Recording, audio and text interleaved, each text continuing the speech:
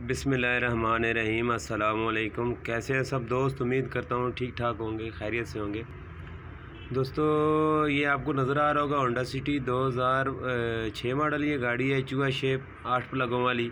इसकी एक complete tuning मैंने की थी, तो इस पर एक छोटी सी वीडियो बनाई है। जैसा कि वीडियो में आपको नज़र आ रहा होगा, ये गाड़ी इस वक्त ट्यूनिंग से बिल्कुल रेडी होके खड़ी हुई है। इसकी फुल ट्यूनिंग में हमने इसका इनलेट मैनीफोल्ड खोल के उसको पूरा क्लीन किया है, थ्रॉटल बॉडी को खोल के सर्विस की है, आईएससी वाल की सारी सर्विसिंग की है। इसके अलावा इसके टैपट कवर को खोल के इसके टैपट को एडजस्ट किया है।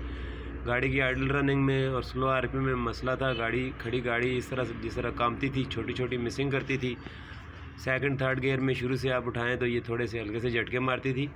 तो ये इसकी इस कंप्लीट ट्यूनिंग से ये सारे मसले इसके हल हो गए हैं। थ्रॉटल बॉडी क्लीन हुई है, इनलेट की वाशिंग हुई है, प्लग इसके साफ़ हुए हैं, 8 कोयलों की जो है वो इंस्पेक्शन हुई है, और इसके टैपट की एडजस्टमेंट हुई है।